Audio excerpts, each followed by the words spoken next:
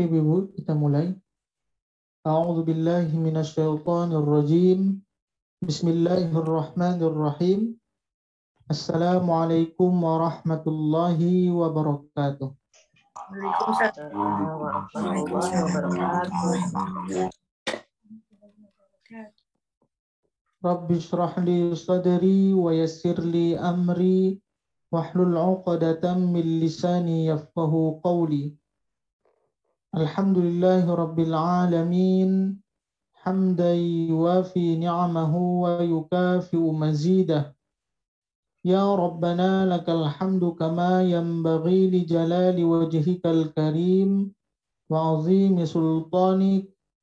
Allahumma salli wa sallim ala sayyidina Muhammad wa ala ali Muhammad walhamdulillahi rabbil alamin. Alhamdulillah, ibu-ibu yang dirahmati dan diberkahi oleh Allah Subhanahu wa taala. Pertama sekali mari kita bersyukur kepada Allah Subhanahu wa taala. Alhamdulillah, ibu semuanya. Pertama sekali mari kita bersyukur kepada Allah Subhanahu wa taala.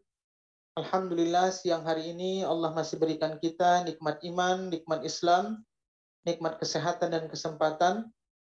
Sama-sama kita bermohon kepada Allah Subhanahu wa taala, semoga dari seluruh nikmat yang Allah berikan kepada kita menjadikan kita hamba yang bertakwa di sisi Allah Subhanahu wa taala. Karena bekal terbaik untuk menghadap Allah Subhanahu wa taala, bekal terbaik untuk kembali ke kampung halaman kita yang sebenarnya adalah takwa. Hingga Allah berfirman, "Wa tazawwadu fa inna khairaz zadi taqwa." Jadi sebaik-baik bekal adalah takwa. Mudah-mudahan wasilah dari pengajian kita, baca Quran kita, tadabbur kita, belajar tajwid semua mengantarkan kita semakin patuh kepada perintah Allah Subhanahu wa taala. Selanjutnya, tak lupa pula kita berselawat kepada junjungan kita Nabi besar Muhammad sallallahu alaihi wasallam. Allahumma salli wa sallim ala sayyidina Muhammad wa ala ali Muhammad. Semoga dengan kita selalu memperbanyak salawat kepada baginda Rasulullah sallallahu alaihi wasallam. Kiranya kita layak dan berhak mendapatkan syafaat dari beliau. Amin ya rabbal alamin. Alhamdulillah, ibu-ibu semuanya. Kita lanjutkan lagi untuk materi tadabbur kita. Sebelumnya kita sudah membahas ayat ke-253 surah Al-Baqarah tentang bagaimana keutamaan para nabi. Dan setiap nabi itu Allah berikan keutamaan. Kemudian sebelumnya cerita tentang berperang, berjihad. Ketika berjihad yang harus kita korbankan itu ada dua. Yang pertama jiwa dan harta. Maka di ayat 245-nya membahas tentang bagaimana orang yang beriman itu diperintahkan untuk berinfak. Karena infak itu adalah bagian dari jual beli kita kepada Allah Subhanahu wa taala. Maka kalau kita berdagang di dunia ini pasti ada untung dan ruginya. Tapi apabila seorang yang beriman melakukan perdagangan dengan Allah Subhanahu wa taala, maka tidak ada sedikit pun kerugian di dalamnya, malah balasannya jauh lebih besar, yaitu surganya Allah Subhanahu wa taala. Alhamdulillah, ibu semuanya. Kali ini kita lanjutkan kembali tadabbur kita di Al-Baqarah 255, yaitu ayat kursi. Ini sering dibilang ayat kursi ya Bu ya. Kenapa dikatakan ayat kursi? Yang pertama ada kalimat kursi di dalamnya. Kursi di sini adalah bukan tempat duduk ya Bu ya. Ini yang pertama. Ada orang mengatakan ayat kursi ini 255 dinamakan dengan ayat kursi. Ada juga yang nama berikutnya selain ayat kursi, ini mungkin jarang dipakai. Ayatul hifzi, yaitu ayat yang biasa digunakan untuk memelihara. Apa maksud memelihara di sini? Biasa kalau orang ketakutan atau orang minta pertolongan, apa yang dibaca? Ayat kursi. Atau ada orang diruqyah atau ada baca sebelum tidur supaya minta perlindungan. Maka ayat kursi ini juga nama lainnya selain dari ayat kursi, maka dia dinamakan juga ayatul hifzi. Ini tapi jarang dipakai. Tapi paling tidak kita mengetahui, selain ayat kursi juga bisa dikatakan ayatul hifzi, yaitu ayat yang biasa digunakan untuk seseorang agar terhindar dari ancaman dan ketakutan. Biasa kalau ketakutan juga bacanya ayat kursi. Minta perlindungan juga bacanya ayat kursi. Inilah salah satu dari hikmah ayat kursi. Sekarang saya baca dulu ayatnya. A'udzubillahi minasyaitonirrajim. Bismillahirrahmanirrahim. Allahu la ilaha illa huwal hayyul qayyum. La ta'khudhuhu sinatun wa la naum. Lahu ma fis samawati wa ma fil ardh. Man dzalladzi yashfa'u 'indahu illa bi'idhnihi. Ya'lamu ma baina aydihim wa ma khalfahum. Wa la yuhituna bi syai'in min 'ilmihi illa bima syaa. Wasi'a kursiyyuhu as-samawati wal ardh. Wa la ya'uduhu hifdhuhuma wa huwal 'aliyyul 'azim. Allah, tidak ada Tuhan selain Dia yang maha hidup, yang terus-menerus mengurus makhluknya, tidak mengantuk dan tidak tidur. Miliknya apa yang ada di langit dan apa yang ada di bumi. Tidak ada yang dapat memberikan syafaat di sisinya tanpa izinnya. Dia mengetahui apa yang dia di hadapan mereka dan apa yang di belakang mereka. Dan mereka tidak mengetahui sesuatu apapun tentang ilmunya, melainkan apa yang dia kehendaki. Kursinya meliputi langit dan bumi. Dan dia tidak merasa berat memelihara keduanya, dan dia maha tinggi dan maha besar. Yang pertama, saya katakan tadi di awal bahwa ayat ini sering dikatakan ayat kursi. Kenapa? Karena memang di dalamnya ada kalimat kursi, sehingga terambil dari kata tersebut, sehingga dikatakan ayat kursi. Akan tetapi makna kursi di sini adalah bukan tempat duduk. Para ulama memahami makna dari kursi ini paling tidak ada 3. Yang pertama, makna kursi itu adalah al-arsh. Apa itu makna al-arsh? Yang pertama adalah singgasana ilahi. Ini makna yang pertama.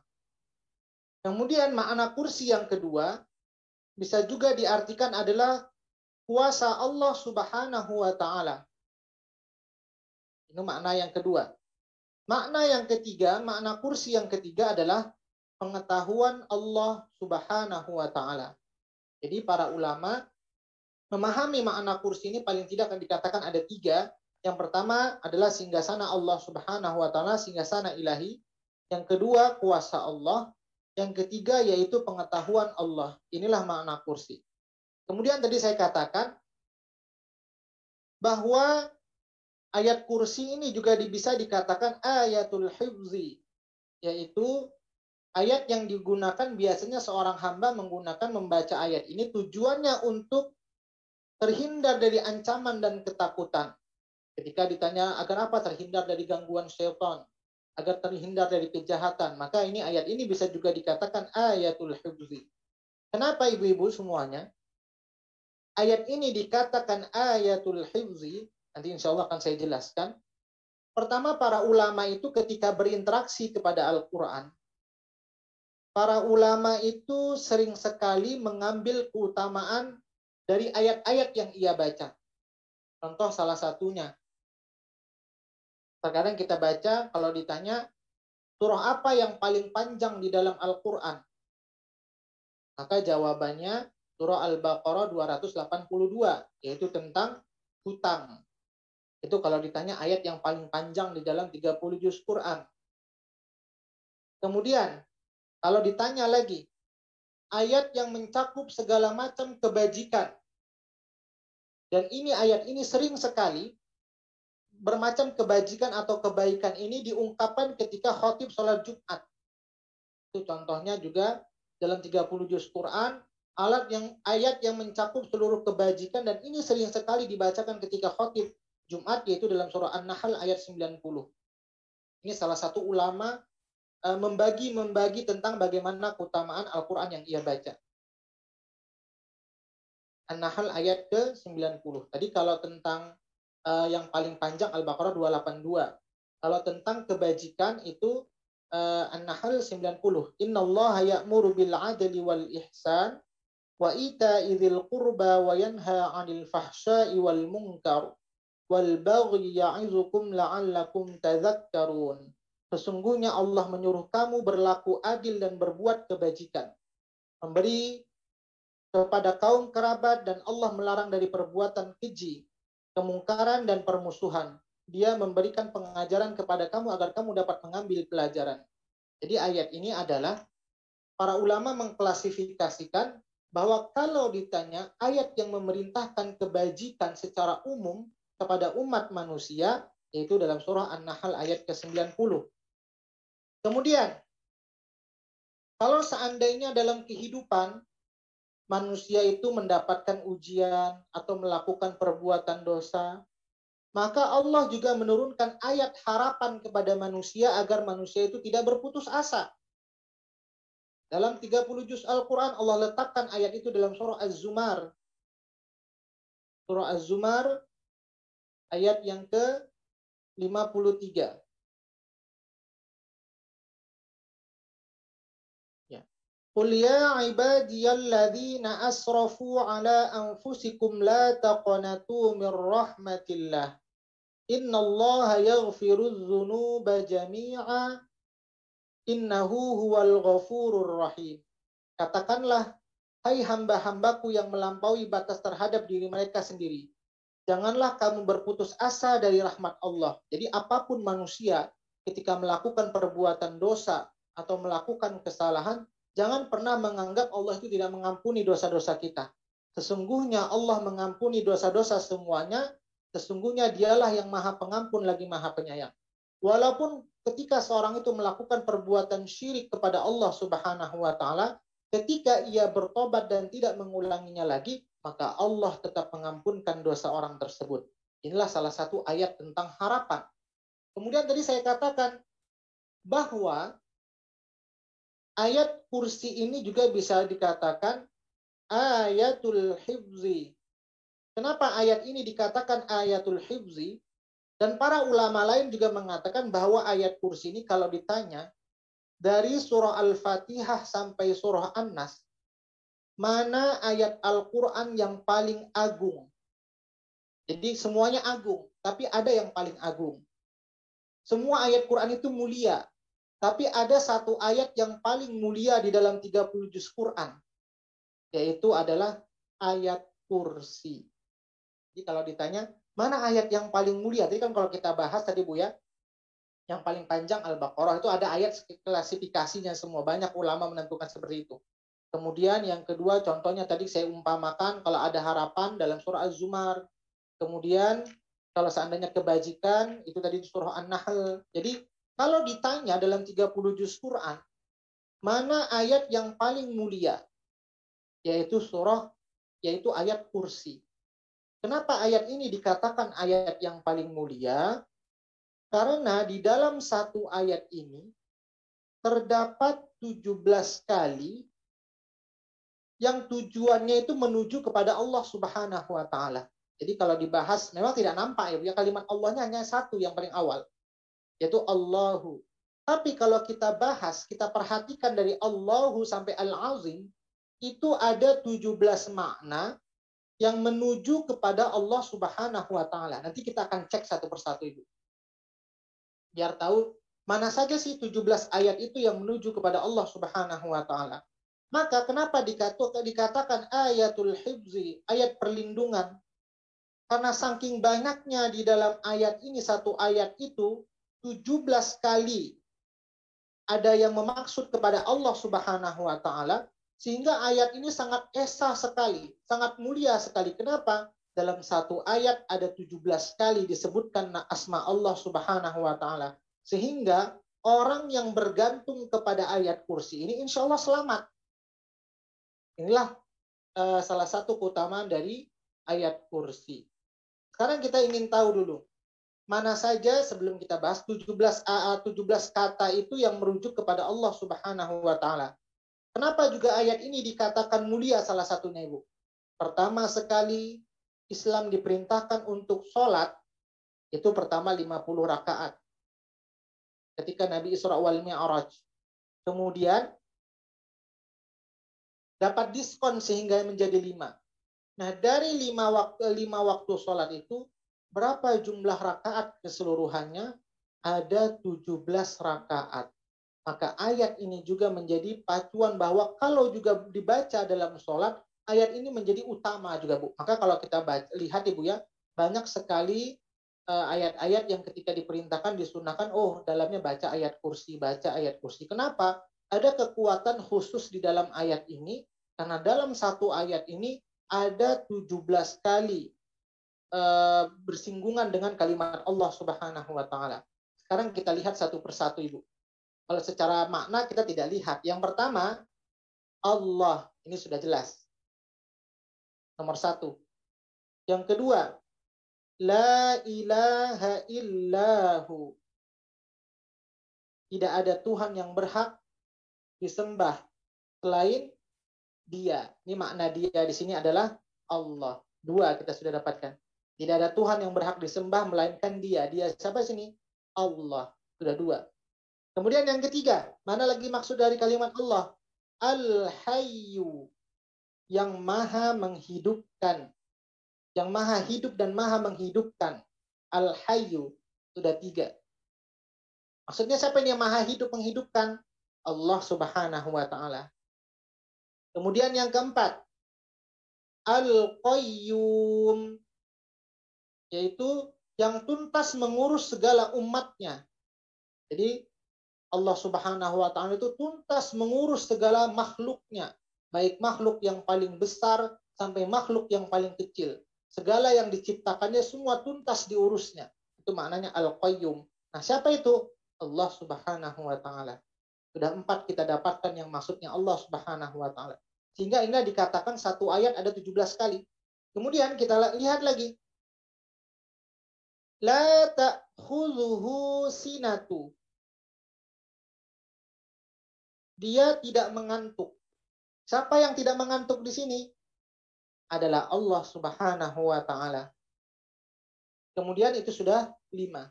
Yang keenam, wala naum. Dan dia tidak tidur. Siapa yang tidak tidur itu? Allah Subhanahu wa ta'ala. Sudah 6 kita dapatkan, Ibu ya. Kemudian yang ketujuh, mana lagi maksud Allah Subhanahu wa ta'ala? Lahu ma fis samawati wa ma fil ardh. Kepunyaannya. Siapa nyanya di sini? Miliknya, kepunyaannya. Nyanya di sini adalah Allah Subhanahu wa ta'ala. Apa yang di langit dan di bumi. Sudah 7 kita dapatkan. Nyanya di sini adalah Allah Subhanahu wa ta'ala. Jadi setiap kata ini ada maksud Allah, Ibu. Kemudian kita lanjutkan lagi. Sudah 7 kita dapatkan. Man dzalladzi yashfa'u 'indahu. Man dzalladzi yashfa'u 'indahu. Ya, sampai indahu dulu, Bu. Tidak ada yang dapat memberikan syafaat di sisi Allah. Punya di sini adalah yashfa'u 'indahu. Sudah kata Allah. Jadi tidak ada yang bisa memberikan pertolongan syafaat di sisi Allah illa biiznihi. Indahunya itu sudah 8. Biiznihinya tanpa izinnya. Izinnya itu siapa? Allah Subhanahu wa ta'ala. Sudah 9. Kalimat Allah kita dapatkan. Maka Nabi Muhammad sekalipun, sahabat sekalipun ketika memberikan syafaat di dunia ini, di akhirat kelak, semuanya itu atas izin Allah Subhanahu wa ta'ala. Maka sampai biiznihi, indahu ini sudah 8. Biiznihi, atas izinnya sini adalah Allah Subhanahu wa ta'ala, sudah 9. Kemudian kita masuk yang ke-10. Mana maksud Allah Subhanahu wa ta'ala juga? Ya'lamu ma baina aydihim wa ma khalfahum. Allah mengetahui, nah, jadi sudah langsung. Ya'lamu, maksudnya kalau diterjemahkan itu dia mengetahui. Tapi ya'lamu, sini Allah maksudnya. Dia Allah mengetahui ma baina aydihim wa ma khalfahum. Apa-apa yang di hadapan mereka dan apa yang di belakang mereka. Jadi Allah tuh mengetahui bagaimana semua yang terjadi ke depan untuk kita, yang di belakang sebelum kita. Jadi Allah mengetahui. Jadi ini sudah 10. Kemudian yang ke-11, mana lagi yang merujuk kepada Allah Subhanahu wa taala, kembali kepada Allah. Wala yuhituna bi syai'in min ilmihi. Sampai ilmihi dulu Ibu. Dan mereka tidak mengetahui apa-apa dari ilmu Allah. Jadi ilmihi, hi ini maksudnya adalah dhamir hi, kembali kepada Allah Subhanahu wa taala. Jadi orang tidak akan ada yang mengetahui tentang bagaimana kekuasaan ilmu Allah Subhanahu wa taala. Kemudian illa bimasya, melainkan apa-apa yang dikehendaki. Maksudnya apa-apa yang diajarkan Allah kepada kita. Sama seperti kita maksudnya ini, Bu. Nanti kan kita jabarkan. Kita cari dulu mana yang merujuk kepada Allah. Kita ini tahu pintar itu bukan karena guru, tapi Allah titipkan ilmu itu kepada kita. Jadi Allah menghendaki kalau ilmu itu melekat kepada seseorang adalah atas kehendak Allah Subhanahu wa taala. Kemudian sampai ilmihi sudah 11. Bima sya'-nya ini adalah melainkan atas kehendaknya. Makna kehendaknya ini kembali kepada Allah Subhanahu wa taala. Berarti sudah 12. Jadi ilmu Allah melainkan apa yang dikehendakinya. Sya'-nya ini berarti kehendakinya ini kembali kepada Allah. Berarti sudah 12 kita temukan maksud kepada Allah Subhanahu wa taala. Kemudian yang ke-13, mana lagi yang maksudnya Allah Subhanahu wa taala? Wasi'a kursiyuhu, kursi Allah. Nah, jadi Allah, hu itu adalah dhamirnya Allah maksudnya. Wasi'a kursiyuhu, hu-nya itu ada maknanya Allah. Kursi Allah meliputi langit dan bumi. Maksudnya kekuasaan Allah itu, pengetahuan Allah itu meliputi langit dan bumi. Sudah kita dapatkan 13. Kemudian mana lagi yang bermaksud Allah Subhanahu wa taala? Wala ya'uduhu, dan Allah tidak merasa berat. Jadi wala ya'uduhu, dan Allah tidak merasa berat, hifzuhuma, untuk memelihara keduanya. Jadi tidak merasa berat memelihara bumi dan langit. Sudah kita dapatkan 14. Kemudian yang ke-15, mana lagi maksud Allah? Wa huwa, dan Allah dan dia, kalau itu huwa ini artinya dia dan Allah maksudnya. Sudah, huwa ini adalah Allah maksudnya. 15. Al-Aliyyu, maha tinggi. Apa maha tinggi adalah Allah Subhanahu wa taala. 16. Al-Azim, maha besar. Siapa maha besar? Allah Subhanahu wa taala. Pas 17 Ibu, sudah dapat pembagiannya. Jadi kalau ditanya, kenapa dalam 30 juz ini ditanya ayat yang paling mulia itu adalah ayat kursi? Karena dari awal ayat sampai akhir ayat semuanya merujuk kembali kepada Allah Subhanahu wa taala, sehingga pembagiannya ada 17 kalimat Allah yang terulang dengan redaksi yang berbeda-beda, tapi tujuannya adalah kepada Allah Subhanahu wa taala. Nah, maka kalau seandainya kita katakan ayat ini adalah ayat hifzi, dalam kehidupan kita memelihara orang kalau ketakutan baca ayat kursi. Kenapa? Karena sebenarnya ayat kursi ini banyak sekali keutamaannya. Yang pertama, kalau seandainya seorang hamba membaca Allahu, maka apa yang kita rasakan, Ibu? Tergambar dalam diri kita Allah ini maha besar, maha segalanya. Kalau seandainya seorang hamba dalam membaca Quran, ia mengatakan Allah, maka Allah itu maha besar. Tidak ada lagi yang lebih besar dari kekuasaan Allah Subhanahu wa taala. Maka siapapun yang akan mengganggu kita, yang akan menggoda kita, maka ketika kita membaca ayat ini, jiwa kita juga akan merasa besar. Tidak akan ada yang mungkin mengganggu kita. Tidak akan ada yang bisa menggoda kita, merusak kita. Kenapa? Allahu akan tergambar bagi seorang pembaca, Allah itu adalah maha besar dan maha segalanya. Kemudian ketika baca lagi, La ilaha illahu, yaitu tidak ada Tuhan yang menguasai alam raya siapapun kecuali Allah Subhanahu wa taala. Jadi kalau seandainya baca Allah saja kita sudah tergambar Allah maha segalanya. La ilaha illahu, tidak ada Tuhan yang menguasai alam raya semua di muka bumi ini kecuali Dia. Maksud Dia sini siapa? Allah Subhanahu wa taala.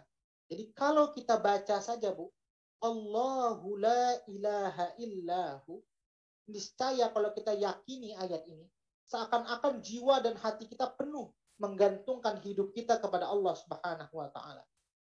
Inilah makna Allahu la ilaha illahu. Nah, kalau seandainya banyak para filosof mengatakan Allah itu mati, tidak ada bentuknya, tidak ada nyawanya, maka dikuatkan lagi bahwa Allah itu selain Dia yang menguasai semua alam jagat raya ini, Al-Hayyu. Allah juga itu adalah Maha hidup dan menghidupkan. Jadi bukan Dia sekedar kekal, tapi Dia bisa menghidupkan orang lain. Nah, paling tidak ibu-ibu, manusia ini disuruh untuk mengikuti sifatnya Allah. Kita belajar bagaimana menteladani sifatnya Allah Subhanahu wa taala agar sifat itu bisa tergambar dalam kehidupan kita. Salah satunya contohnya Al-Hayyu. Apa makna Al-Hayyu itu tadi, Bu? Maha hidup dan maha kekal dan maha menghidupkan. Jadi kalau seandainya ada bisikan, oh Allah itu mati, maka dari sifatnya Allah itu Al-Hayyu, yang maha kekal dan maha menghidupkan. Nah, kita selaku hambanya, bagaimana salah satu contoh untuk menyikapi agar kita bisa menteladani sifat Asmaul Husna Allah Subhanahu wa taala, paling tidak Ibu, agar seseorang itu dikatakan sebagai kehidupan yang sempurna, contoh dari kita Ibu. Bagaimana kita ingin menteladani sifat Allah Subhanahu wa taala Hayyu? Maka yang dikatakan seseorang itu hidup paling tidak memiliki 3 syarat. Yang pertama, orang itu bergerak. Yang kedua, orang itu tahu. Yang ketiga, orang itu memiliki rasa. Jadi, orang tidak hidup kalau dia tidak merasa. Kemudian, orang itu tidak dianggap hidup kalau dia tidak tahu. Paling tidak dia mengenal dirinya. Kemudian, orang itu tidak akan dikatakan hidup kalau dia tidak bergerak. Maka ibu-ibu semuanya, semakin banyak geraknya seseorang, akan semakin banyak yang ia ketahui. Maka kalau orang ibu ya pergi merantau, pergi belajar ke sana, pergi menuntut ilmu, pergi bergaul dengan teman ini, semakin banyak manusia itu bergerak, maka akan semakin banyak yang ia ketahui. Tapi semakin tidak bergeraknya manusia, maka semakin tidak tahu dia apa yang harus dia lakukan. Jadi semakin banyak bergerak, maka akan semakin banyak yang ia ketahui. Dan semakin banyak yang ia ketahui, maka ia akan semakin peka perasaannya. Maka kalau seandainya sudah 3 ini digabungkan dalam diri manusia, maka dia akan menjadi manusia yang berkualitas. Ini Bu. Jadi kalau seandainya kita memaknai makna Al-Hayyu adalah Allah Maha Kekal dan Allah juga menghidupkan manusia, maka bagaimana dikatakan manusia yang berkualitas dan hidup itu paling tidak memiliki 3, yaitu manusia itu bergerak, kemudian manusia itu tahu, yang ketiga memiliki rasa. Maka orang yang tidak tahu hidup, tidak memiliki rasa, dia tidak dikatakan hidup. Orang yang tidak hidup kalau dia tidak dikatakan tahu. Jadi kalau seandainya dia tidak tahu, itu tidak dikatakan hidup. Paling tidak dia mengenal dirinya sendiri. Jadi kalau ditanya siapa kamu? Si A. Paling tidak dia tahu. Maka orang yang seperti itu dikatakan hidup. Kenapa? Orang yang meninggal itu ketika ditanya dia sudah tidak tahu. Kemudian orang yang meninggal itu sudah tidak ada rasa. Kemudian orang yang meninggal itu juga sudah tidak bergerak. Maka itulah tadi Bu, semakin banyak bergerak, maka akan semakin banyak pengetahuan yang kita dapatkan. Kemudian semakin banyak pengetahuan yang kita dapatkan, akan semakin peka kita perasaan kita. Dan itulah bagaimana kita mencapai Al-Hayyu, mensifati sifat Allah Subhanahu wa taala. Kemudian makna juga dari Al-Hayyu bisa dikatakan Al-Qayyum. Jadi Al-Qayyum ya Bu ya. Atau kita kembali juga Al-Hayyu. Bagaimana juga kita mensikapi Al-Hayyu. Allah itu juga tadi Maha Kekal dikatakan. Sebelum kita Al-Qayyum. Allah itu maha kekal sampai akhir hayat dan sampai sebelum dunia ini dunia kan Allah maha kekal. Nah, bagaimana juga mensikapi sifat Allah yang maha kekal ini dalam kehidupan kita? Walaupun usia kita pendek, tapi sebenarnya kita bisa mensifati Allah Subhanahu wa taala. Bagaimana agar nama kita juga kekal di dunia ini walaupun kita tidak tiada, yaitu dengan kita berkarya ketika hidup. Maka kalau orang yang hidupnya berkarya, walaupun dia sudah lama meninggal, contoh saja tafsir Al-Azhar Buya Hamka, orangnya sudah lama meninggal, tapi karena orangnya berkarya, namanya juga selalu disebut-sebut. Maka kenapa Nabi Muhammad SAW selalu disebutkan namanya di seluruh dunia? Karena karyanya juga Nabi Muhammad SAW sangat luar biasa perjuangan kepada Islam. Sehingga dengan karyanya Nabi Muhammad SAW terhadap perjuangannya kepada Islam, sehingga itulah namanya selalu disebut-sebut sampai hari kiamat. Maka kalau kita meneladani sifat Allah yang Al-Hayyu yang bisa dimaknakan juga kekal, kemudian Al-Hayyu yang menghidupkan orang lain, bagaimana kita meneladani sifat ini? Berkaryalah ketika hidup, insya Allah juga nama kita akan kekal walaupun jiwa kita sudah tiada. Inilah bagaimana mensikapi makna Al-Hayyu. Kemudian Al-Qayyum. Al-Qayyum. Apa itu Al-Qayyum? Kalau seandainya ada orang yang mengatakan Allah itu maha hidup dan menghidupkan, kemudian ada bisikan setan dalam hati kita. Jangan-jangan Allah sudah hidupkan pohon, Allah sudah hidupkan manusia, Allah sudah ciptakan semua bumi-bumi dan beserta bintangnya. Jangan-jangan Allah nggak bisa ngurusnya. Semua bintang yang ada di makhluk, semua di dunia ini. Ikan di lautan. Kalau manusia suruh ngurus nggak bisa ya Bu ya. Kadang kita mengurus yang kecil saja kita sudah terkadang ada kekhilafan. Ngurus organisasi sekecil terkadang ada gesekan-gesekan. Atau ada tidak salah satu faham. Tapi Allah Subhanahu wa taala Ibu yang begitu besar sekali mengurus makhluknya, dari hewan yang ada di laut, yang ada di darat, yang ada di bumi, yang ada di langit.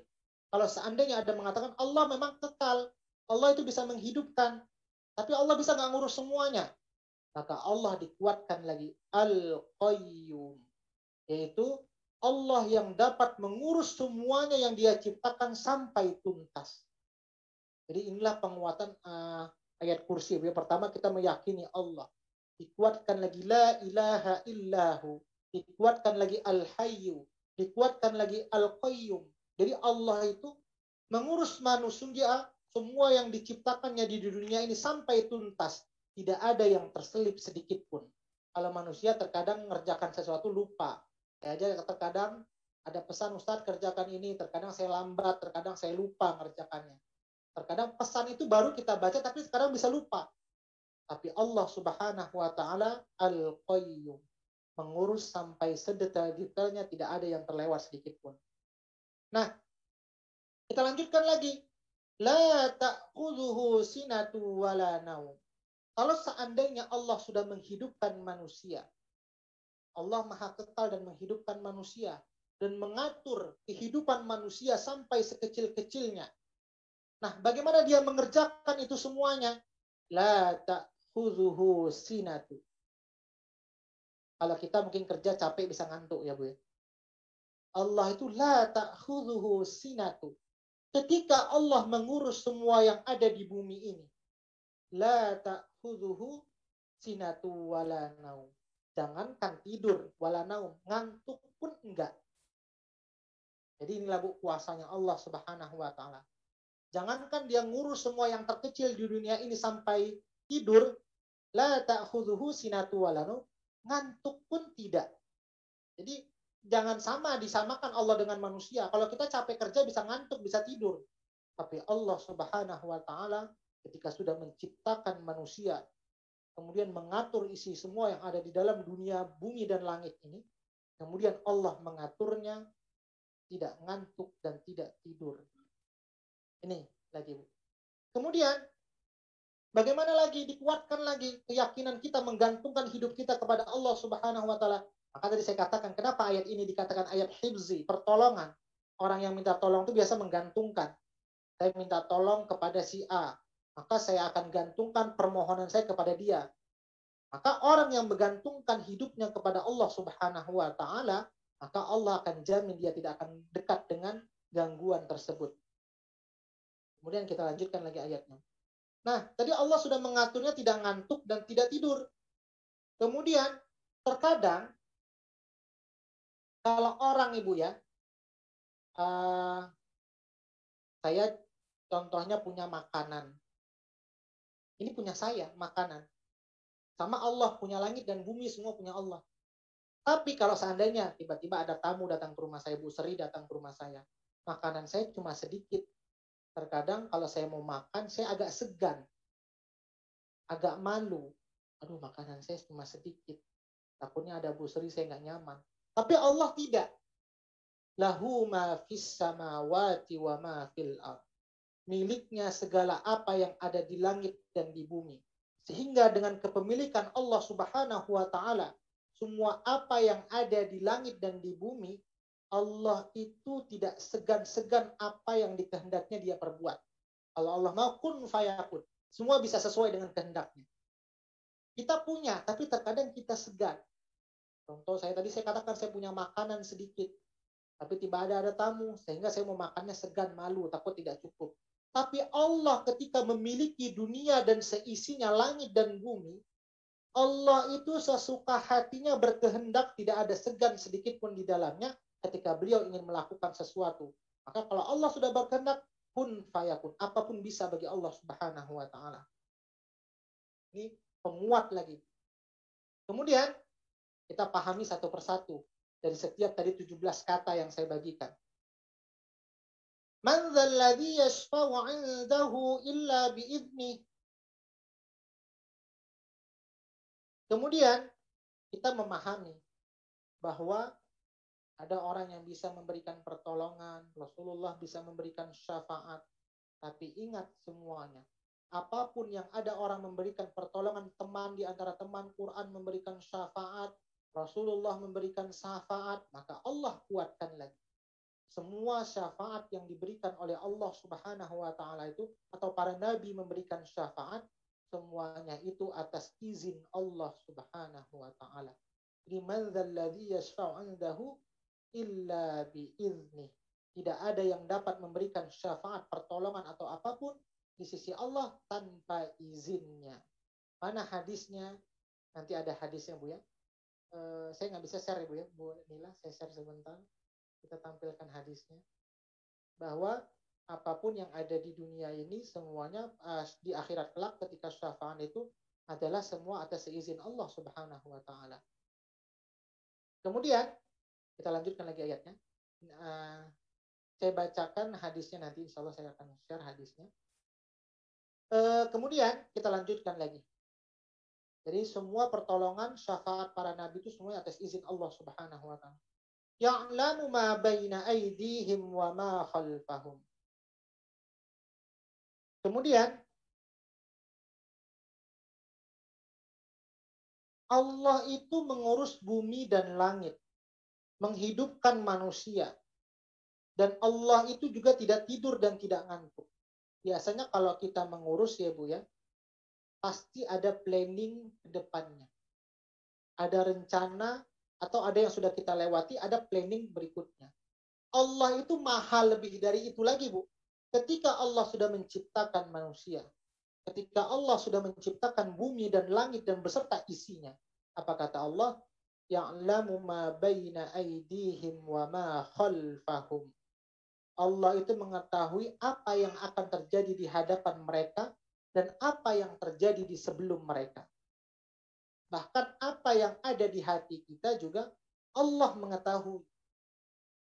Jadi ini kembali ke Allah lagi. Bagaimana Allah maha kuasanya. Sehingga dikatakan inilah ayat yang paling mulia. وَلَا يُحِيطُونَ بِشَيْءٍ مِّنْ عِلْمِهِ.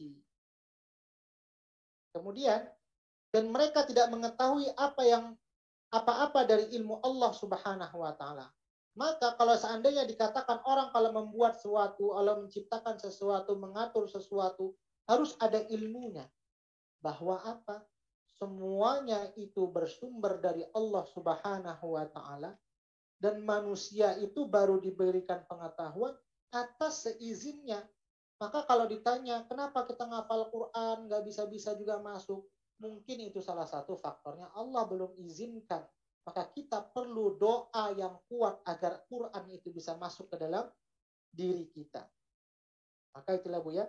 Jadi sepengetahuan apapun Ibu, semuanya itu atas izin Allah Subhanahu wa Ta'ala. Illa bimasya, melainkan apa yang dikehendaki. Jadi kalau Allah hendaki kita ingin jadi pintar, kita sudah belajar, ada orang ngafal 1 harian tapi nggak lengket-lengket juga. Ada orang yang sebentar juga dia bisa lengket. Kenapa? Karena itu semua atas kehendak Allah Subhanahu wa Ta'ala, selain dari usaha yang dia buat. Jadi ada usaha dan ada kehendak Allah Subhanahu wa Ta'ala. Kemudian wasi'a kursiyuhus samawati wal ardh. Maka makna kursi di sini adalah bukan kursi tempat duduk. Tadi sesuai dengan yang kita terjemahkan. Seluruh yang ada di bumi dan di langit ini semuanya atas kekuasaan Allah dan pengetahuan Allah Subhanahu wa Ta'ala. Tidak ada yang luput sedikit pun dari Allah.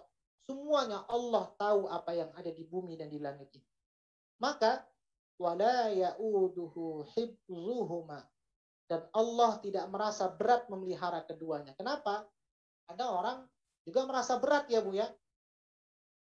Banyak yang dia perbuat, capek bekerja, dia merasa berat. Tapi Allah, sekian banyak yang dia atur di dunia ini, Allah tidak pernah mengeluh dan tidak pernah merasa berat. Kenapa? Wala ya'uduhu hibzuhuma. Jadi kalau ada orang, gimana nih Allah? Banyak kali yang diatur, mungkin dia pernah merasa berat. Maka hilangkan pikiran itu dalam diri kita. Kenapa? Karena Allah Maha Kuasa, terhindar dari merasa berat dalam memelihara dunia dan seisinya, langit dan bumi. Maka wa huwal aliyyul azim, dan Allah Maha tinggi dan Maha besar atas seluruh yang ada di dunia ini. Silahkan ayat kursi ini dulu kita pahami Bu. Silahkan, ada pertanyaan untuk ayat kursi ini dulu sebelum kita lanjutkan. Bisa dipahami pembagian 17 tadi Bu? Maka ini ayat ini sama seperti sholat 17 rakaat. Maka ada nilai khusus dari angka sini juga, ada 17 kali Allah yang disebutkan, semua merujuk kembali kepada Allah Subhanahu wa Ta'ala. Silakan Ibu, ada mau pertanyaan sebelum kita lanjutkan? Inilah sehingga ditanyakan Ayul A'zam, mana ayat yang paling mulia dalam Quran, ini ditanya kepada sahabat Nabi Abu Hurairah. Ini ada satu hadisnya juga Abu Hurairah. Jadi Abu Hurairah itu Bu, setan suatu waktu datang ke rumah Abu Hurairah. Setan itu datang ke rumah Abu Hurairah berbentuk manusia, menampakkan wujudnya.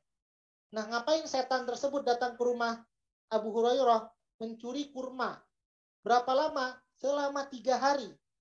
Lantas, apa yang dilakukan Abu Hurairah? Ditangkap setan tersebut, Ibu. Setan itu ditangkap karena dia sudah berubah menjadi bentuk, menjadi manusia. Kemudian setan itu mengatakan kepada Abu Hurairah, wahai Abu Hurairah, maukah engkau lepaskan aku, nanti aku akan ajarkan satu ilmu kepadamu. Apa yang diajarkan setan tersebut? Kalau seandainya engkau tidak ingin melihatku, maka bacalah ayat kursi. Maka apa yang terjadi ketika itu? Tidak terlihat lagi setannya. Maka Abu Hurairah datang kepada Rasulullah. Wahai Rasulullah, aku tadi diajarkan oleh setan ketika itu, dia mencuri di rumahku, mencuri kurma. Dia berbentuk manusia. Lantas setan mengatakan, kita bisa tidak terganggu dari godaan setan. Baik setan yang berbentuk manusia, godaan manusia, karena godaan itu terbagi 2 dalam surah An-Nas ya Bu ya. Minal jinnati wan nas. Golongan yang menggoda manusia, ada jin, ada manusia. Nanti kalau dia sudah menggoda, itu namanya syaitan. Maka bisa kita terhindar. Kata Rasulullah, apa yang harus kita baca? Yaitu surah ayat kursi. Tapi dikuatkan lagi oleh Rasulullah, syaitan itu adalah pembohong. Tapi yang satu ini benar apa yang dikatakan syaitan. Jadi kita nggak boleh percaya kepada syaitan, karena syaitan itu sifat asalnya adalah pembohong. Tapi satu yang dikatakan syaitan ini adalah benar yang dikatakan kepadamu. Ini kata Rasulullah ketika itu. Jadi Ustaz, ini penjelasan singkat tentang ayat kursi. Silakan Ibu yang mau tanya. Ustaz, Iya, Ustadz, kalau ayat kursi ini adalah sebagai ayat untuk memelihara atau berlindung ya Ustadz ya. Iya, benar Ibu. Tetapi ada kalanya kalau kita betul-betul khusyuk membacanya sambil membayangkan artinya itu, terkadang malah kita juga kadang dalam satu kondisi yang menakutkan atau kita was-was begitu Ustaz. Kita baca begitu ya, saya baca. Tapi tak hilang-hilang itu bagaimana Ustaz? Itu artinya kita kurang mengetahui artinya atau maknanya atau bagaimana Ustaz? Iya, yang pertama kita meyakini makna dan mentadaburi betul-betul ayatnya, sehingga kalau kita sudah meyakini makna yang kita bahas satu persatu tadi, bukan Allah atur semua yang ada di dunia ini dalam satu ayat itu. Sehingga itu dikatakan paling mulia, Allah tidak ada yang bisa mengalahkan semuanya. Maka kalau seandainya kita menggantungkan semuanya kepada Allah Subhanahu wa Ta'ala, insya Allah yang lain akan selamat. Maka ini ada salah satu, Bu ya. Ini pernah terjadi kisah ini. Ada seorang wanita yang melewati kita katakanlah perampok atau preman. Nah, ada wanita yang lewat. Ketika dari jauh dia melihat ini ada preman, ada perampok, tapi apa yang dibacanya? Ayat kursi. Dia lewati, sehingga apa yang terjadi? Preman itu tidak melihatnya. Tapi ada wanita yang satu lagi lewat, sehingga apa? Nampak oleh dia. Kemudian apa yang dilakukan? Dilakukanlah kejahatan, diperkosa, dan sampai dibunuh. Sehingga dibawa ke polisi. Dicek. Ada kamera CCTV. Siapa saja orang yang melewati tersebut. Rupanya sebelum wanita tersebut yang dijahati tersebut, ibu yang dilukai tersebut, ada satu wanita yang baru lewat, karena dia sudah tahu ada preman, apa yang dibaca ayat kursi. Karena keyakinannya yang tinggi. Lantas ketika ditanya sama preman tersebut, ada nggak kau melihat wanita tersebut lewat? Apa yang dikatakan preman tersebut? Saya tidak ada melihat wanita lewat kecuali wanita yang telah dilakukan kejahatan tersebut. Ini salah satu kalau kita meyakini isi ayat kursi. Seperti itu Bu Heni. Jadi bagaimana terkadang kita harus betul-betul memaknai dari ayat kursi ini bahwa inilah ayat yang paling agung di dalam Al-Quran. Seperti itu Bu Heni.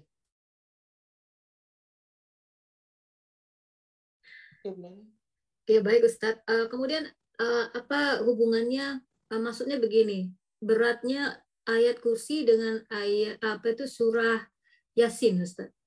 Karena karena orang-orang malah yang hafal itu baca Yasin aja daripada surat ayat kursi gitu.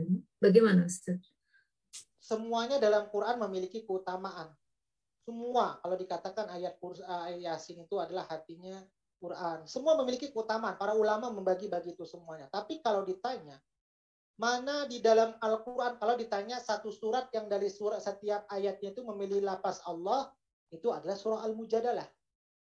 Jadi kalau Ibu cek Al-Mujadalah dari ayat 1 sampai selesai, satu surat itu, setiap ayatnya adalah lafaz Allah.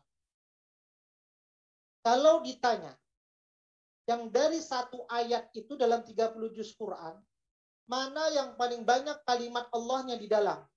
Yaitu ayat kursi, yang merujuk maknanya kepada Allah Subhanahu wa Ta'ala. Sehingga karena dia paling banyak kalimat Allah di dalamnya, sehingga dia katakan a'zamul ayah. Ayat yang paling mulia di dalam 30 juz Quran. Seperti itu, Ibu. Jadi kalau ditanya, kenapa baca Yasin? Semuanya memiliki keutamaan. Kenapa dibaca surah Al-Kahfi malam Jumat, enggak surah ayat kursi saja? Semua setiap ayat itu memiliki keutamaan. Salah satu kalau ditanya, dari keutamaan-keutamaan yang sudah ditentukan para ulama, maka ayat yang paling utama itu adalah ayat kursi. Ayatul hibzi, ayat meminta perlindungan. Seperti itu, Bu.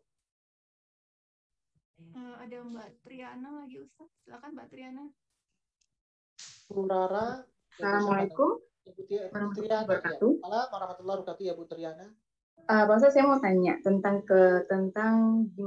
gimana hukumnya untuk kita yang untuk misalnya kita mewajibkan diri untuk membaca ayat kursi setiap sebelum tidur. Karena saya pernah baca juga di buku rasanya bahwa untuk mewajibkan diri membaca itu mesti hati-hati, sebab itu bukan amalan yang harusnya dilakukan gitu. Jadi jangan dijadikan superstitious gitu, jangan dijadikan kepercayaan lain gitu. Jadi benar. gimana Pak? Ya, jadi bagaimana kalau seandainya ini hukumnya tidak wajib, sama seperti orang sholat tahajud. Tahajud itu bagi Nabi wajib, tapi bagi umatnya itu adalah sunnah. Jadi kita juga tidak boleh mewajibkan sholat tahajud itu dalam kehidupan kita, karena itu akan memberatkan. Juga sama seperti ayat kursi. Kewajiban-kewajiban yang sudah ditentukan itu semua sudah tertulis. Sholat, puasa, haji bagi yang mampu, zakat. Nah, di luar dari itu tidak bisa kita mewajibkan. Paling tidak menjadi amalan rutin bagi kita. Nah, bagaimana kalau seandainya kita mewajibkan, ini wajib. Maka yang pengertian dari wajib itu ketika ditinggalkan berdosa. Maka tidak berdosa ketika kita tidak membaca ayat kursi ini. Jadi kalau seandainya ada yang mewajibkan ayat kursi ini sebelum tidur itu salah. Karena memang anjurannya tidak mewajibkan. Jadi kita beramal itu sesuai dengan anjuran yang diajarkan Rasulullah. Kalau seandainya Rasulullah katakan itu tidak wajib, berarti tidak wajib. Kalau seandainya Rasulullah mengatakan ini wajib, ya wajib kita kerjakan. Seperti itu. Jadi kalau seandainya bagaimana ada orang mewajibkan ayat kursi ini sebelum tidur? Tidak ada perintah yang selama saya pelajari, saya baca, tidak ada perintah wajib ayat kursi ini dibaca sebelum tidur. Seperti itu. Ya, terima kasih Bu. Ustaz, satu Berikut. lagi ada Mbak Rarali. Silakan, Suaranya Mbak. kecil sekali Bu. Kecil ya Pak?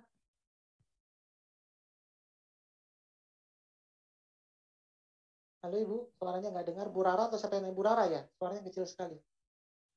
Saya belum bertanya Pak Ustadz. Apa tadi Bu? Suaranya kecil sekali. Saya boleh bertanya Pak Ustadz? Dengar? Boleh dengar ini Ibu. Bu Rara ya Bu? Iya, saya Rara.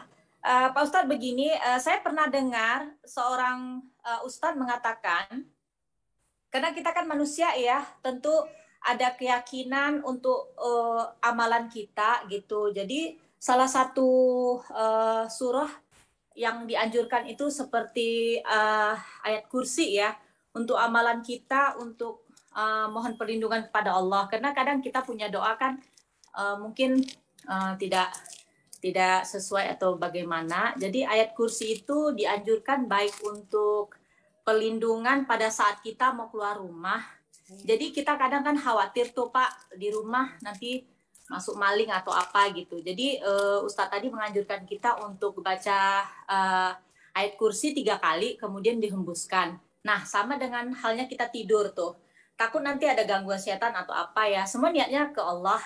Tapi kita kadang ada satu amalan ya, sehingga lebih meyakinkan kita bahwasanya itu membantu kita, yaitu baca ayat kursi gitu. Nah, jadi itu bagaimana Pak Ustadz? Terus yang kedua, kita kalau dalam dunia kerja itu kan, aduh grogi saya, sorry Pak Ustadz.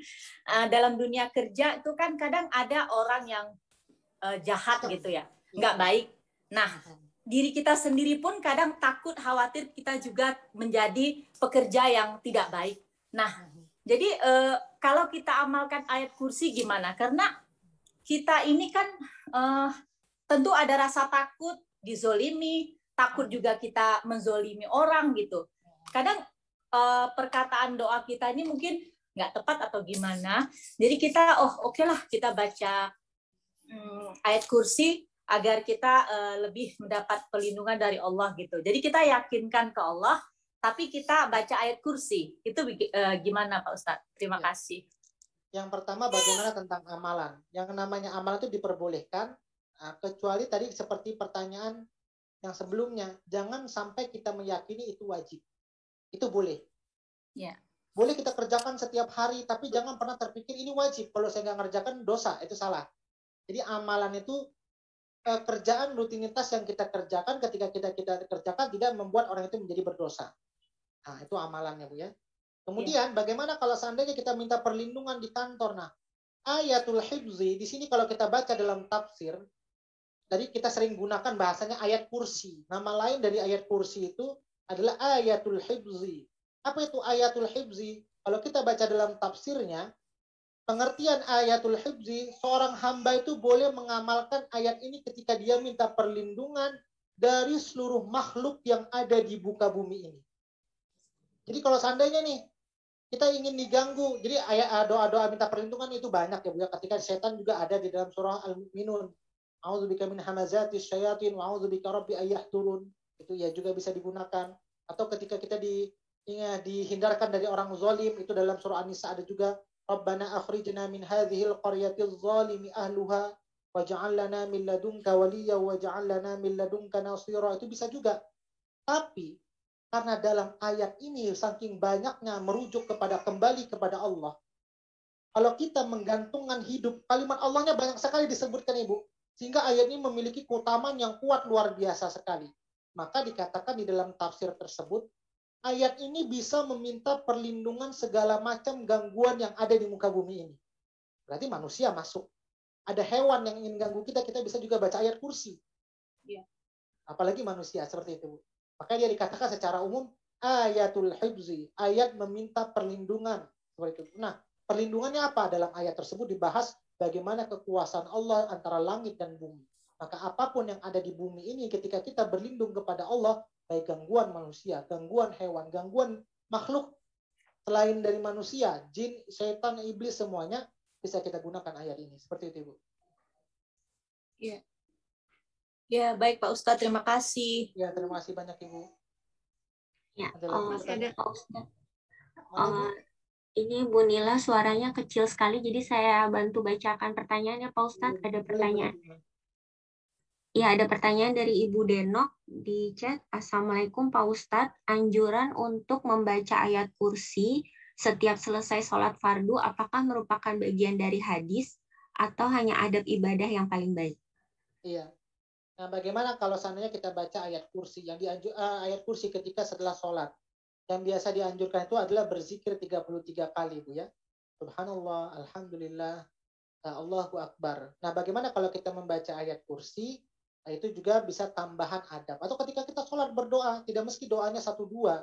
Boleh kita masukkan berbagai macam permintaan. Nah, bagaimana? Apakah dalam sholat fardu itu merupakan bagian dari rukun yang harus kita baca? Tidak. Tapi yang terbaiknya adalah kita minta. Kenapa? Ketika kita sholat, seorang hamba selain sudah dia meminta kepada Allah, juga dia meminta perlindungan juga kepada Allah.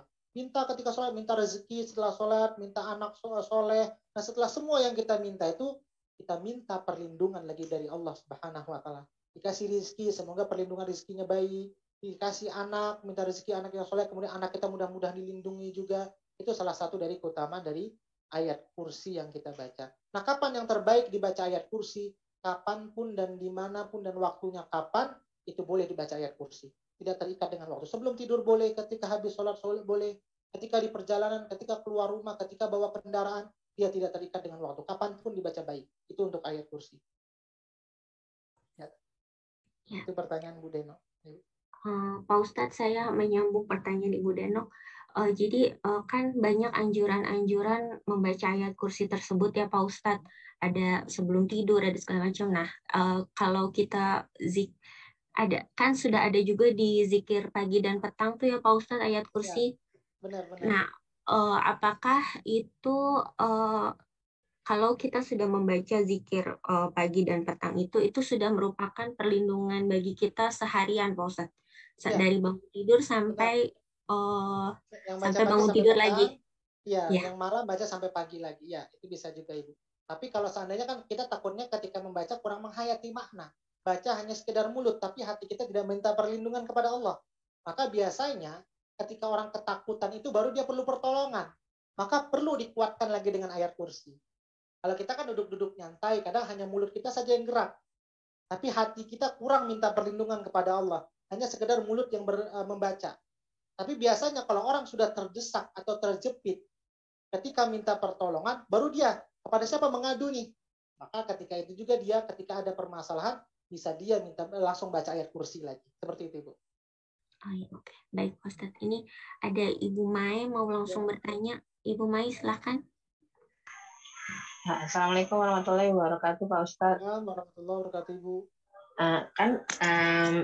Kalau yang ini berhubungan dengan ayat kursi, ada juga yang saya pernah tahu tuh kalau kita sebelum tidur, karena waktu itu Nabi ada pernah kasih tahu anaknya sebelum tidur itu harus khatam Quran tuh Pak.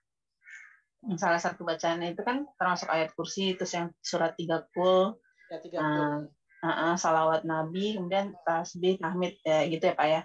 Nah itu termasuk karena itu dari Nabi yang mengucap, berarti itu jadi wajib atau termasuk amalan juga Pak? tidak semua yang dikatakan Nabi itu jadi wajib. Ada yang sunnah, ada yang wajib. Tergantung nanti redaksi hadisnya. Kalau yang seperti itu adalah sunnah. Jadi jatuhnya sunnah ya Pak ya. Jadi bukan wajib kita buat, tapi kalau kita mau buat lebih bagus gitu ya Pak. Iya, buat lebih bagus. Karena kita perlu. Kalau seandainya itu dikatakan wajib, terkadang kita lupa malah jadi kita bisa berdosa, Bu. Kadang kan kalau sudah capek langsung terlelap aja, itu berarti kita berdosa kalau hukumnya wajib. Itu bagian anjuran amalan disunnahkan. Yang terbaik kenapa? Kita minta perlindungan. Oke, jadi itu termasuk amalan ya Pak yang sebelum tidur itu ya. Iya. Nah, terima kasih Pak Ustadz. Assalamualaikum. Ini di Medan sudah azan Ibu. Iya, baik Pak Ustadz. Ya? Sepertinya cukup Pak Ustadz, tidak ada pertanyaan. Ya, di Medan juga sudah azan. Insya Allah kita lanjutkan besok tentang ayat ke-256 tentang bagaimana tidak ada perintah bebas memilih dalam hal agama ya. Tidak ada larangan dalam memilih agama. Ini saja mungkin yang dapat saya sampaikan, lebih kurangnya mohon maaf. Semoga ini salah satu ayat amalan dalam kehidupan kita. Kalau seandainya kita ada permasalahan terdesak, ada gangguan atau apapun, gantungkan kehidupan kita dengan ayat kursi ini. Kenapa? Karena ayat kursi ini para ulama mengatakan ayatul a'zam, ayat yang paling mulia. Kenapa dikatakan paling mulia? Karena di dalamnya ada 17 kali yang merujuk kembali kepada Allah Subhanahu wa taala. Oke, Ibu semuanya kita tutup dengan doa. Maaf ya. Tadi Pak Ustadz mau share hadis. Oh iya, sudah bisa Ibu. Sudah. Silakan Pak. Sebelum saya tutup ya Bu ya. Ya, mana hadisnya tadi bahwa yang syafaat itu semua hanya Allah walaupun Nabi. Jadi Nabi itu kalau memberikan syafaat atas izin Allah.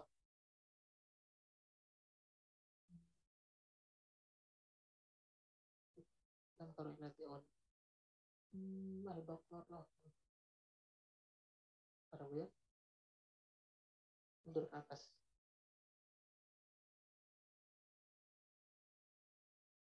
Ini ya. Ini hadisnya dipotong, intinya saja ini ada titik-titik ini dipotong. Bahwa ini mengatakan semua syafaat milik Allah. Syafa'atul malaika wa yashfa'un nabiyuna wa syafa'al mu'minuna. Jadi semua syafaat para malaikat, memberikan syafaat para nabi ketika memberikan syafaat, orang mukmin juga ketika memberikan syafaat, maksud di ayat hadis ini adalah semuanya itu atas izin Allah Subhanahu wa taala. Itu untuk menjelaskan wala yashfa'una wala yuhib di kalimat yashfa'una illa bi'iznih. Nah, itu man dzalladzi yashfa'u 'indahu illa bi'iznih. Ini hadisnya bahwa kalau ditanya syafaat Nabi itu juga atas izin Allah Subhanahu wa taala. Syafaat bagi seorang mukmin kepada temannya lagi yang beriman itu juga atas izin Allah Subhanahu wa taala. Jadi memang semua kembali kepada keesaan kekuasaan Allah Subhanahu wa taala. Seperti itu, Ibu. Itu hadisnya. Itu saja mungkin untuk hadisnya. Oke, Ibu, ini saja mungkin yang dapat saya sampaikan. Lebih kurangnya mohon maaf. Semoga yang sedikit ini bisa bermanfaat untuk ibu-ibu semuanya. Mudah-mudahan ayat kursi ini juga menjadi amalan yang selalu kita dawamkan dalam kehidupan kita, baik sebelum tidur ataupun ketika kita menggantungkan permasalahan hidup kita kepada Allah Subhanahu wa taala. Ini saja yang dapat saya sampaikan, lebih kurangnya mohon maaf, kita tutup dengan doa. A'udzu billahi minasy syaithanir rajim. Bismillahirrahmanirrahim. Alhamdulillahi rabbil alamin.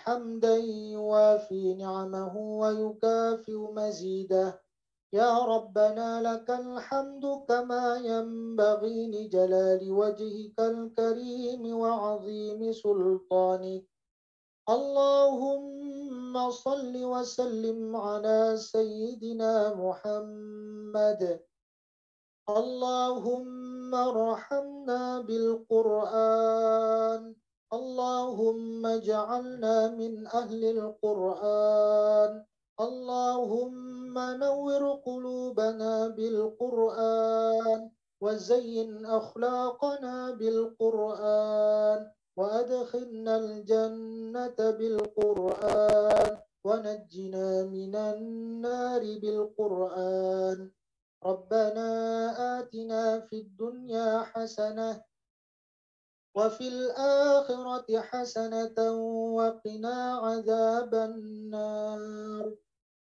وصلى الله على سيدنا محمد وعلى آله وصحبه وسلم. سبحان ربك رب العزة عما يصفون وسلام على المرسلين والحمد لله رب العالمين. Alhamdulillah Ibu semuanya, ini saja dapat saya sampaikan, lebih kurangnya mohon maaf. Assalamualaikum warahmatullahi wabarakatuh.